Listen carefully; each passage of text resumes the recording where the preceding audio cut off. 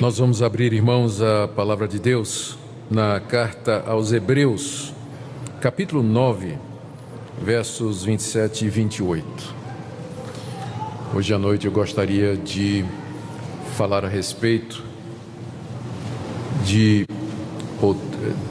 talvez da característica principal que identifica o Evangelho como a verdade de Deus em comparação com outras vozes que soam no mundo religioso pretendendo vir da parte de Deus. Hebreus capítulo 9, de 27 a 28.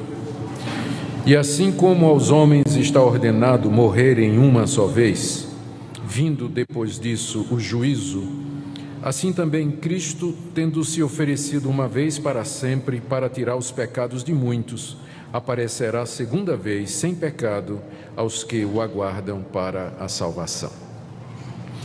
Aqui nesses dois versículos nós temos 4 verdades fundamentais e que se constituem no alicerce do cristianismo. Primeiro, que todo mundo vai morrer e só vai morrer uma vez. Você não vai morrer duas, você vai morrer uma. Segundo, que depois da morte você vai ser confrontado com o juízo. Você vai prestar conta da sua vida diante de Deus logo depois da morte.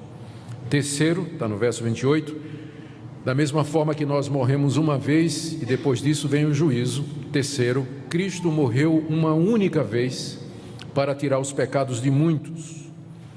E quarta verdade, Ele aparecerá uma segunda vez, não para salvar, mas para aqueles que o aguardam para a salvação. Essas 4 verdades podem ser tomadas como sendo o fundamento ou pilar da fé evangélica, e essas verdades nos ajudam a fazer a distinção entre aquilo que é o verdadeiro evangelho, a verdadeira religião, e aquilo que se passa por isso no mundo de hoje. O autor dessa carta tinha como objetivo instruir os cristãos judeus. A carta é chamada aos Hebreus porque esse é outro nome para aqueles que são judeus. O objetivo do autor, ao escrever aos cristãos hebreus, era mostrar para eles que a religião que Deus revelou no Antigo Testamento, o judaísmo que está no Antigo Testamento, consistia em muitas repetições, exatamente porque era provisório. Havia muitos sacerdotes que ofereciam muitos sacrifícios, muitas vezes ao ano. Por que havia essa repetição? Porque aquelas coisas, elas eram simbólicas e em si elas não tinham poder para resolver o problema do homem, que era o pecado. Por isso que eram feitos repetidos sacrifícios de muitos animais, repetidos dias através dos anos a fim, por muitos sacerdotes que depois eram substituídos por outros. Aqui o nosso autor está dizendo, aquilo era um símbolo, uma figura da realidade. Você vai morrer uma vez somente, depois disso vem o juízo. Cristo sacrificou-se uma única vez para tirar os pecados, e Ele voltará uma segunda vez para aqueles que o aguardam para a salvação. Existem basicamente apenas 2 maneiras de se olhar para a realidade. Do ponto de vista pagão, o mundo é controlado pelo acaso, pelo destino, pela sorte e pelo azar. E a história se repete, ela caminha em círculos. Se você estudar a cosmovisão ou a visão de mundo das religiões orientais, por exemplo, ou da nova era, você vai perceber exatamente esse ponto, que para eles a história gira em círculos, os fatos se repetem, e por conta disso uma pessoa não vive somente uma vez. E aqui vem teorias como a reencarnação, a transmigração da alma, que a alma se preserva e depois ela volta a esse mundo, ou na forma de outro ser humano, ou como uma árvore, ou como um animal.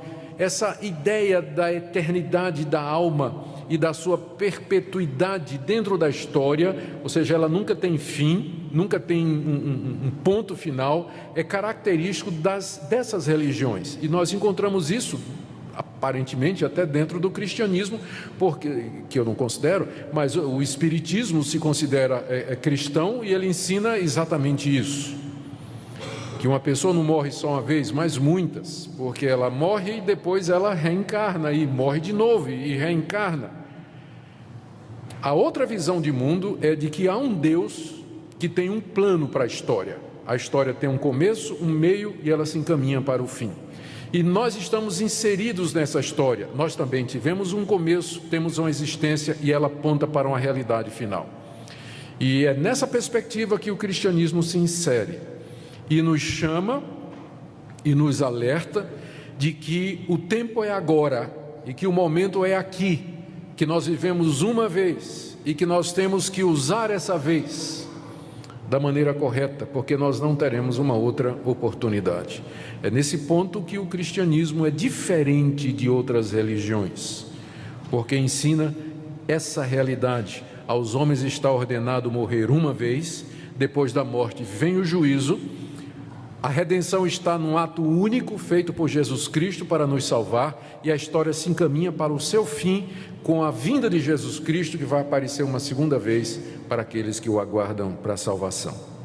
Vejamos estes pontos, na expectativa de que nessa noite Deus nos ajude a entender o seu evangelho e a verdade mais claramente.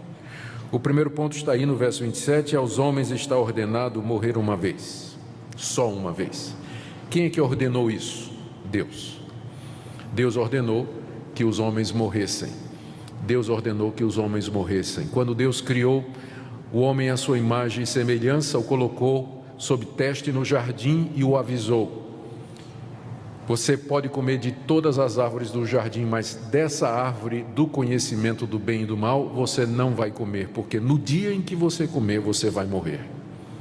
O homem desobedeceu a Deus e, como resultado, Deus disse: tu és pó e ao pó tornarás. A morte é o resultado da desobediência dos nossos pais e da nossa própria obediência.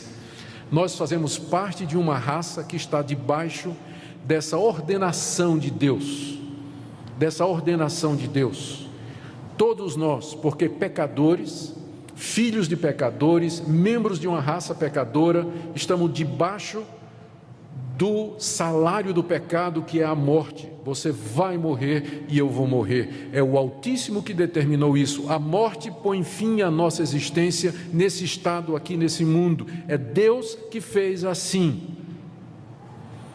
como castigo para a nossa desobediência. A morte, ela vem então da parte de Deus. Nós nascemos, crescemos, existimos, nos desenvolvemos, mas começamos a morrer desde o primeiro dia em que fomos concebidos. É o que nos aguarda no fim da linha, e não há exceção. Você um dia vai enfrentar a morte, porque está determinado por Deus. Segunda coisa que esse texto nos ensina é que a morte é experimentada uma vez apenas. Aos homens está ordenado morrer uma vez, não duas. E se nos está ordenado morrer uma vez, isso significa que, uma vez mortos, outra realidade nos espera, que não o retorno a esse mundo, como algumas religiões ensinam e como algumas pessoas gostariam. A verdade bíblica é que a morte termina a nossa existência terrena no presente século, e que não há um retorno a esse mundo depois dela, porque nós então morreríamos de novo, uma vez vivos. Então é uma vez só, você nasce uma vez e morre uma vez. Você tem essa vida só, você não vai ter outra aqui nesse planeta, aqui nesse mundo, no estado em que ele se encontra. É uma oportunidade só. E nesse ponto, mais uma vez, eu digo, o cristianismo é diferente, porque ele nos confronta com essa realidade, com a fragilidade da nossa vida, com a urgência que cerca os nossos dias, e com a nossa responsabilidade diante de Deus. Religiões que ensinam que você morre e volta, melhorando, piorando, purgando seus pecados para ter outra oportunidade, elas têm o efeito, se levado às últimas consequências, de que as pessoas vão viver do jeito que quiserem, porque afinal elas vão morrer e vão voltar e vão passar por outras experiências e assim por diante. Mas o cristianismo diz: você só vive uma vez e vai morrer uma. Por isso a coisa mais importante da sua vida não é você ser próspero, rico, arrumar um casamento, ter um carro, uma casa, uma boa profissão, ser bonito, famoso.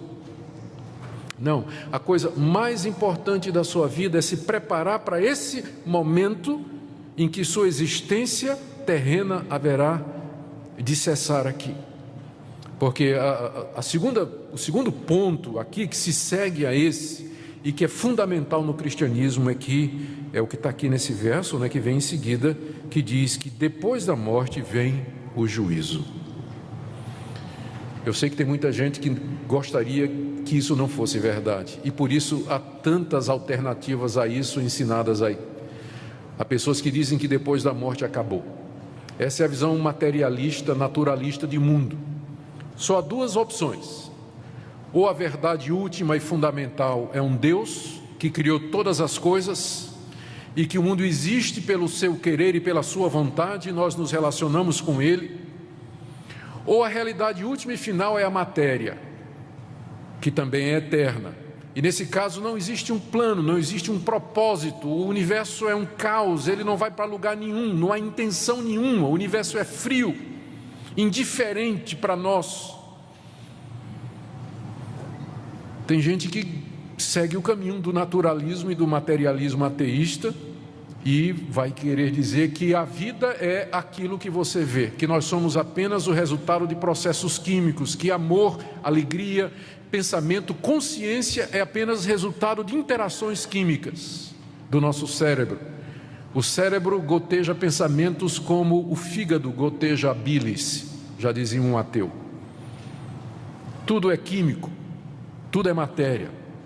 Isso é muito popular. Tem muita gente que adoraria que fosse assim, porque isso significa que você pode viver do jeito que você quiser. Você vai viver sua vida tranquilamente. Você não gosta da sua mulher, troca por outra. Você quer alguma coisa, você pode ser desonesto. Você pode usar dos recursos que quiser para obter o que quiser, porque se não há um Deus, se não há uma realidade final, se não há um juízo, eu não tenho a quem prestar contas, e só tem uma razão de você existir, que é o hedonismo, a busca do prazer, que é o que caracteriza a nossa sociedade hoje. Qual é a razão das pessoas viverem? A busca do prazer. Querem se satisfazer, querem se realizar. Mas se você sabe que depois da morte vem o juízo, isso vai fazer diferença.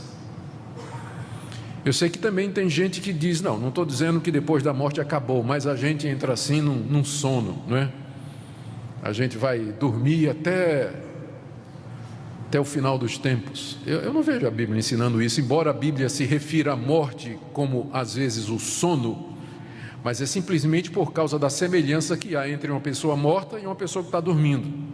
E também porque para o crente a morte na verdade é um sono, porque não é o fim, ele vai acordar na glória. Mas a realidade bíblica é que depois da morte cada um de nós vai enfrentar o juízo. O juízo vai ser executado por Deus. O que a Bíblia nos ensina é que quando uma pessoa morre, o seu corpo vai para a sepultura e a sua alma chega na presença do Criador. E ali então segue-se a um momento do juízo, de prestação de contas, em que você é confrontado com o autor da vida. E há apenas dois resultados desse confronto: ou você é perdoado por Deus, justificado por Deus, reconhecido por Deus, e recebe dele a vida eterna e já entra na presença de Deus, no gozo e na alegria de Deus, que na Bíblia é chamado como paraíso ou céu.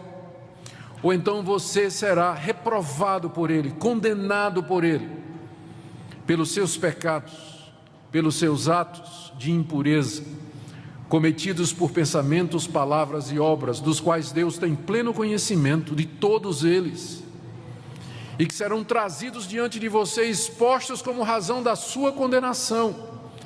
E a partir da sua condenação, julgado, condenado, você já entra depois da morte no sofrimento eterno. Você já entra no sofrimento. Então é o juízo do qual se segue dois resultados: ou a vida eterna ou o sofrimento eterno. Aos homens está ordenado morrer uma vez, e depois disso vem o juízo. Seremos todos julgados por Deus depois da morte, com dois resultados possíveis apenas. Veja como isso exclui purgatório.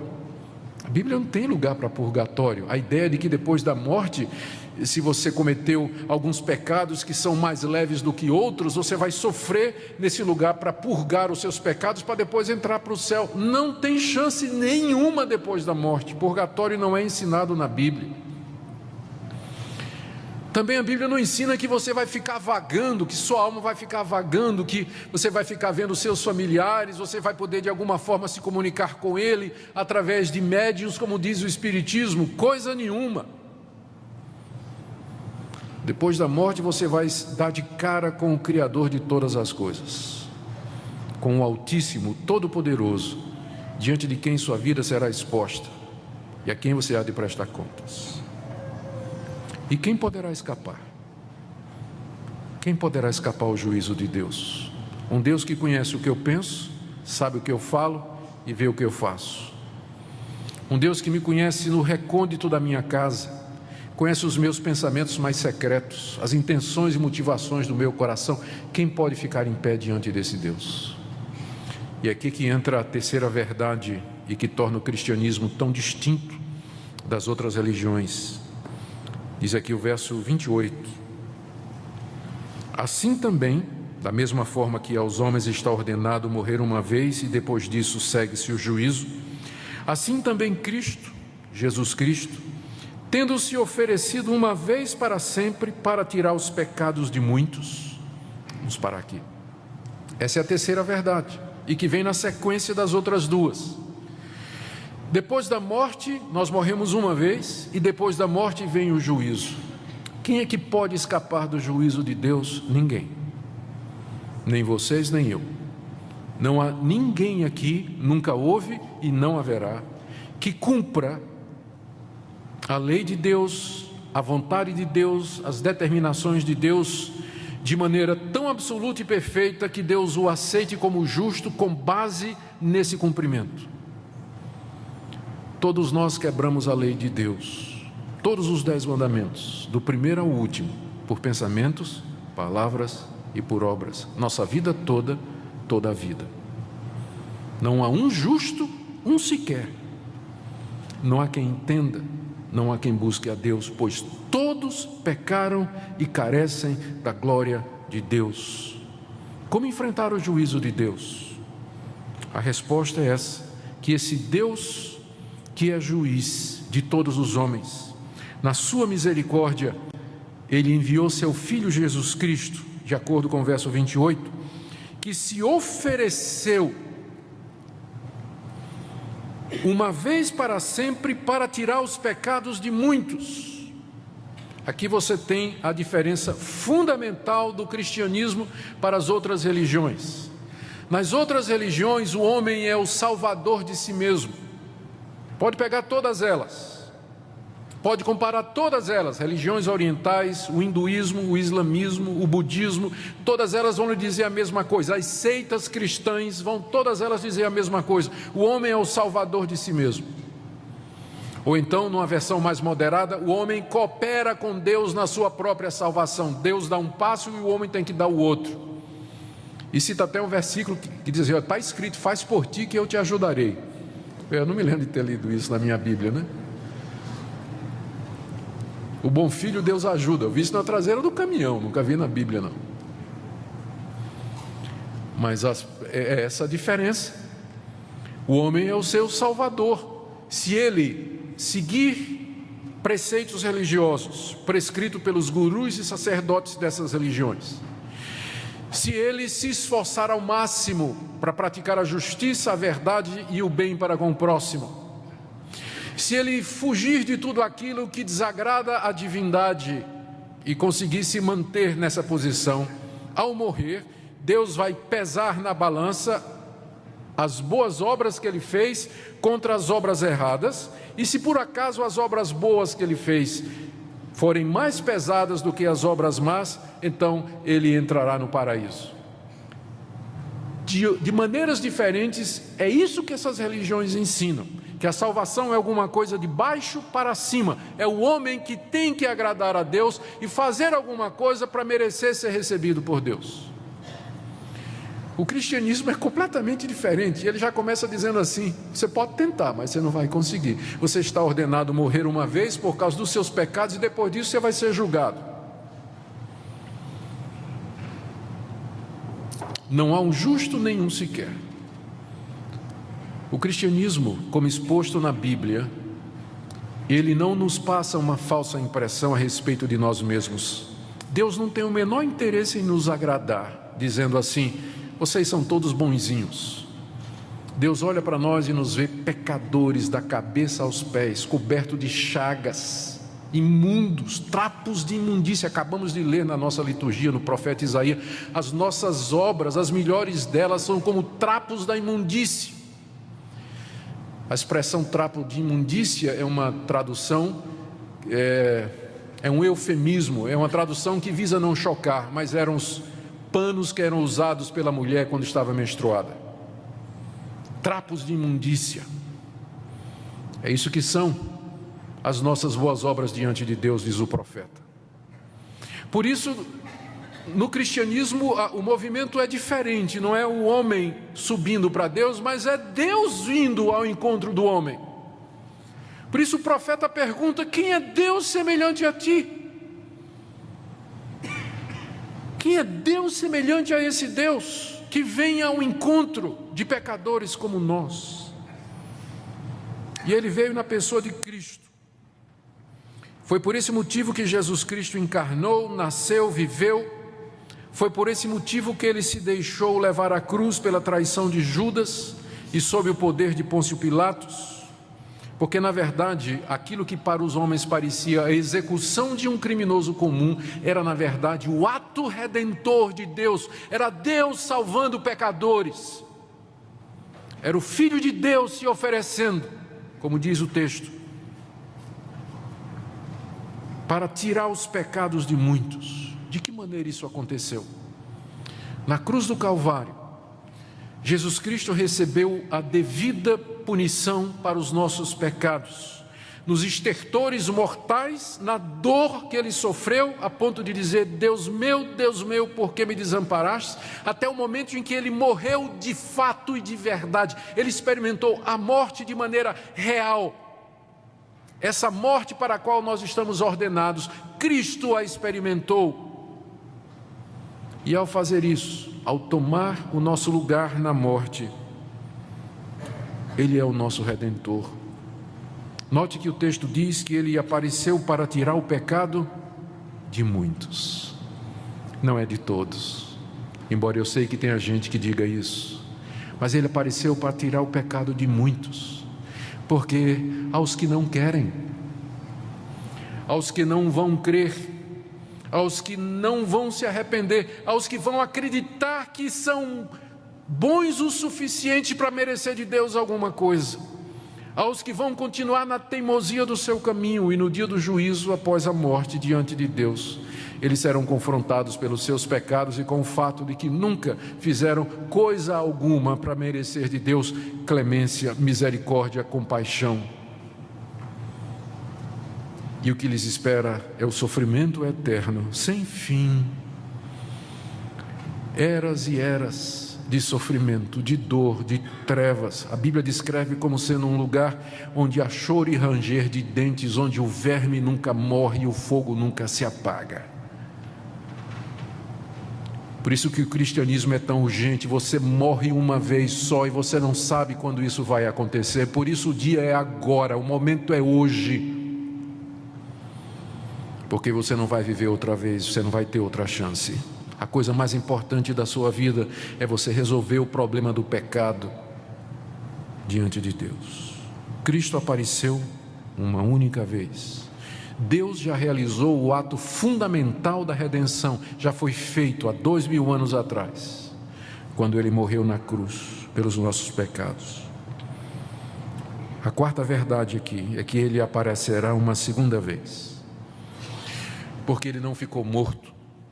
Ao terceiro dia, Jesus Cristo saiu da sepultura, testemunhado por pessoas que nos deram esses registros, que têm 2000 anos, 5000 cópias, por homens que morreram por dizer isso, que Ele não ficou preso à morte, mas Ele venceu a morte ao terceiro dia. Pessoas que andaram com Ele depois de 3 dias, que conversaram com Ele, que o tocaram, que conversaram com Ele, o ouviram, comeram com Ele, e que morreram por afirmar isso. Eles disseram: Jesus ressuscitou dos mortos e subiu aos céus, onde está agora, aguardando o momento de retornar. E Ele virá uma segunda vez. Ele apareceu uma primeira vez, que foi a encarnação para tirar os nossos pecados, e aparecerá uma segunda vez, não mais para tirar pecados, porque isso Ele já fez, mas para aqueles que o aguardam para a salvação. Isso resume a vida do cristão, aquele que crê em Jesus Cristo, aquele que está arrependido dos seus pecados, aquele que sabe que é um pecador miserável, que nada tem em si que possa merecer o favor de Deus, e que joga a sua alma, o seu futuro nas mãos de Deus, na mediação de Jesus Cristo. Esse está aguardando a salvação, da qual ele já tem certeza e espera apenas a consumação. A Bíblia diz que a salvação completa se dará na vinda de Cristo, porque no presente momento nós já somos salvos. Pelo que Cristo fez, nós já podemos ter o perdão da culpa. Deus não nos considera mais culpados, de maneira que quando morrermos e estivermos no juízo, nós não enfrentaremos o julgamento de Deus ou a condenação dele, porque apareceremos diante dele como perdoados, porque Cristo pagou nossa culpa, não há mais débito, porque Cristo o cumpriu plenamente. Mas Cristo apareceu para tirar não somente a culpa do pecado, mas também nos livrar do poder do pecado. E quem de fato crê em Jesus Cristo e tem nele o seu Salvador, recebe já aqui nesse mundo poder para vencer a natureza pecaminosa, vencer o pecado. Por isso, uma das formas de nós sabermos quem foi alcançado pelo perdão de Deus, esses muitos que estão aqui, lembra que não é todos, esses muitos para quem Cristo se manifestou para tirar os pecados, como é que eu sei que eu sou um destes muitos? A resposta é: Cristo está tirando o poder do pecado da sua vida. Ou você continua vivendo no pecado como sempre viveu? Mas eu sei que Cristo morreu por mim e que perdoou os meus pecados, porque eu vejo no dia a dia que eu odeio o pecado, eu não quero pecar, eu quero viver para Deus, e que quando eu peco é uma tragédia. Eu peço a Deus que me perdoe, que me levante, porque eu quero continuar e aprender a viver de maneira santa. Se é essa a sua experiência, você está entre os muitos. Agora, se você frequenta uma igreja, diz que é cristão, mas a obra de Cristo não tem nenhum efeito prático na sua vida, você continua nos velhos pecados de sempre, não há mudança, continua com ódio no coração, ressentimento, não consegue falar com aquela pessoa, continua sendo desonesto, vendo pornografia, impuro, traindo a sua mulher, qual a esperança que você tem, qual a evidência que você tem de que você está entre esses muitos de quem Cristo tirou os pecados? Você não tem evidência nenhuma. O que existe é muita gente que pensa que é crente, que pensa que está salvo. Mas lembra que a salvação consiste nisso, que Cristo apareceu para tirar o pecado, e não somente a culpa, mas o poder do pecado em nossa vida.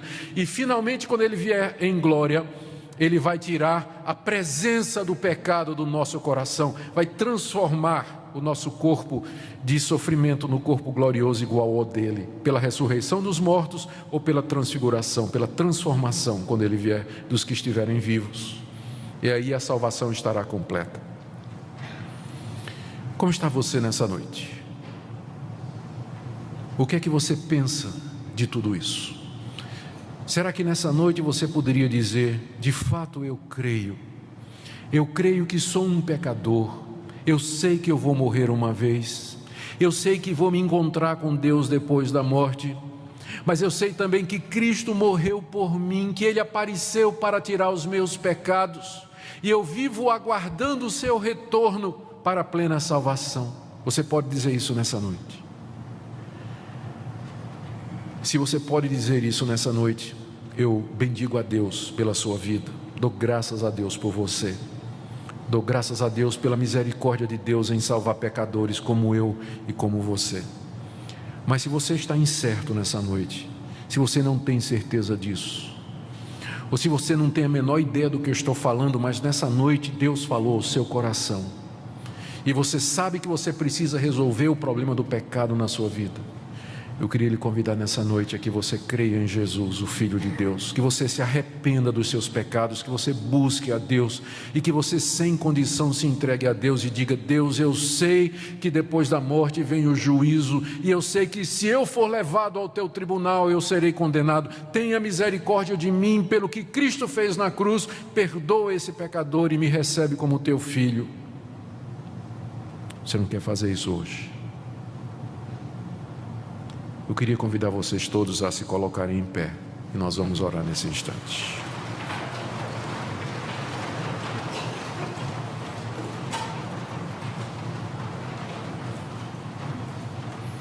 E eu queria que enquanto eu estiver orando,